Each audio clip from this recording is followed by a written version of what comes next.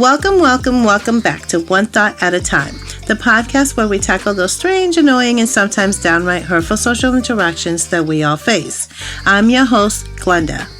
Have you ever been at a family gathering or a party and someone asks you what you do for a living? You tell them with pride, maybe a little bit of passion, and their immediate response is, "Oh, that's it? I could do that." The person who says this usually isn't doing anything remotely similar to your job. And chances are they aren't doing much with their own lives either. It's a frustrating and surprisingly common experience. So, in this episode, we're going to dive deep into the phenomenon. We'll define exactly who this person is, explore the psychology behind why they feel the need to belittle the work of others, and most importantly, we'll give you a toolkit for what to say and what to think when you hear those 4 infuriating words. I can do that. Get comfortable because this is going to be a good one. The I can do that person is a special kind of critic. They aren't offering constructive feedback. They're not even just being rude. What they're doing is a form of self-preservation. At the root of it, this person is often an expert in nothing, yet an authority on everything. Their greatest accomplishment is usually just a list of things they could have done. You'll find them everywhere. Maybe it's an old classmate who's never quite launched their career, but insists they could have been a brilliant software engineer if they'd wanted to. Or maybe it's a family member who's quick to dismiss a wedding photographer's art, saying, "I have a phone. I could have taken those photos." The common thread is a profound lack of respect for the time, training, and passion that goes into any profession, especially if it's a profession they don't understand. Think about it. A graphic designer spends years learning color theory, typography, and complex software, only to be told their work is just clicking a few buttons. An electrician trains for years to understand complex wiring and safety codes, only to hear someone say, "I'm pretty handy. I could have fixed that."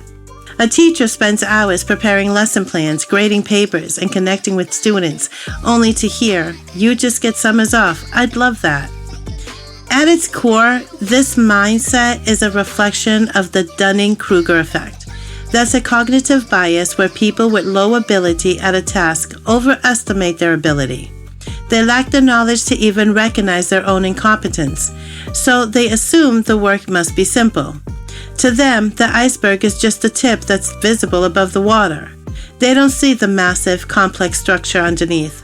The struggles, the failures, the learning, the late nights, none of that is real to them. All they see is the finished product, and they would wrongly assume it was effortless to create. So when someone tells you, "I could do that," they're not really talking about you. They're talking about themselves. It's a sad little whisper of insecurity that says, "I am so afraid of my own inaction that I need to tear down what you've built to feel okay." We've all been there. I asked you, our listeners, to share your own stories of the "I could do that" person. The response was incredible and a little heartbreaking. Let me tell you about them. I heard from Chloe, a social worker in her late 20s. She said, I quote, "My cousin, who hasn't held a job in years, told me that my work is easy because I just listen to people talk all day. She has no idea about the case notes, the paperwork, and the emotional toll, the constant battles with bureaucracy, or the fact that I'm often responsible for a person's physical safety." Then there's Mark, a professional chef, and I quote, "I spent 10 years working my way up in kitchens. I've got scars, a bad back, and a passion for creating something beautiful out of simple ingredients. At a family barbecue, my brother-in-law, who burns toast regularly, laughed and said, 'You get paid to play with food all day. I'd love that. It's not a real job.'" And finally, we have Sarah, a freelance illustrator. "I was showing a friend a book cover I designed for a client, something I was really proud of. She looked at it and said, 'Oh, that's so cute. I could totally do that with my iPad and that app I have.' She didn't even realize the difference between a quick drawing and a professional print-ready file with multiple layers and specific color settings." In each of these stories, the person being attacked is a professional. They're invested time, money, and passion into their craft. The attacker, on the other hand, is a critic with no skin in the game. The "I could do that" person isn't just minimizing the work. They're minimizing the person who does the work. They're trying to flatten your unique, hard-earned experience into something generic and simple because the thought of you having a skill they don't possess is too uncomfortable for them to handle. So, what do you do when you're face-to-face with this person? It's a tricky situation.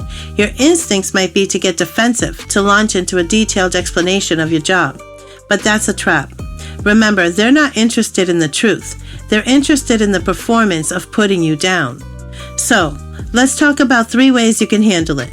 The right approach depends entirely on your energy level and your relationship with the person.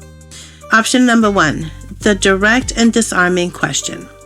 This one is for when you have a bit of emotional energy and you're dealing with someone you know. Instead of defending your job, turn the mirror back on them. You can say something like, "Oh really? What part of it do you think would be easiest for you?" Or, "That's interesting. What do you think my typical day looks like?" Or, "Okay, so what's stopping you?" This approach forces them to get specific, and they usually can't. They'll be left fumbling for an answer, revealing their lack of knowledge. You're not getting angry, you're just asking a question.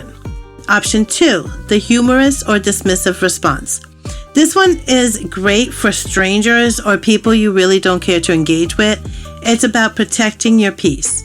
So, just smile and say, "That's what they all say," and then change the subject. You can go with something a little more snarky, but still playful, like, "Funny, I said the same thing about brain surgery, but here we are." Or a personal favorite. "That's great. I'll pass your name along to my boss for the next available position." The goal here is not to give them the fight you're looking for. You're letting them know in a subtle way that their opinion isn't worth a serious response. Option 3, the internal response, the most important one. Sometimes you don't even need to say anything at all. You can just let it go. This is about taking a moment to recenter and remember why their opinion doesn't matter. Validate your own work. Remind yourself of your accomplishments, the late nights, the times you struggled and then succeeded. Acknowledge their insecurities. Quietly realize that this person is likely unhappy in their own life. This isn't about you. It's about the inability to find fulfillment. Remember who you are. Your profession is just one part of your identity. Your worth is not defined by someone's flippant comment. You've built something real and tangible. They haven't. Ultimately, your job is to do your work with passion and integrity, not to educate a random person on its value. That value is self-evident. This conversation is about more than just a rude comment at a party. It's about a cultural devaluation of skill, a craftsmanship, and of the immense amount of effort that goes into creating, building, and serving. When we belittle the work of others, we all lose. We lose respect for the carpenter who builds our home, the technician who fixes our server, the nurse who cares for us in our most vulnerable moments. The truth is, every single profession requires a certain level of expertise, commitment, and skill. You can't just do that. And the people who say it often don't have the courage to even try. So, let's make a pact. Let's try to be people who admire the work of others. Let's ask questions like, how did you learn to do that? Or, what's the most challenging part of your job? Let's celebrate skill instead of trying to diminish it. And for those of you who have heard that terrible phrase, I want you to remember this. Your passion, your hard work, and your unique skills are what make you who you are. The opinion of someone who is sitting at the sidelines doing nothing but judging is simply irrelevant. Hold your head high, be proud of the work you do, and know that the validation you need comes from within, not from them. Thank you for joining me on One Thought at a Time. Until next time, be kind to yourself. Follow me behind the scenes on Instagram at One Thought at a Time 2025 and on Facebook at One Thought at a Time. Leave me a comment and let me know if there is something you would like for me to learn or if you learned anything new from the episode.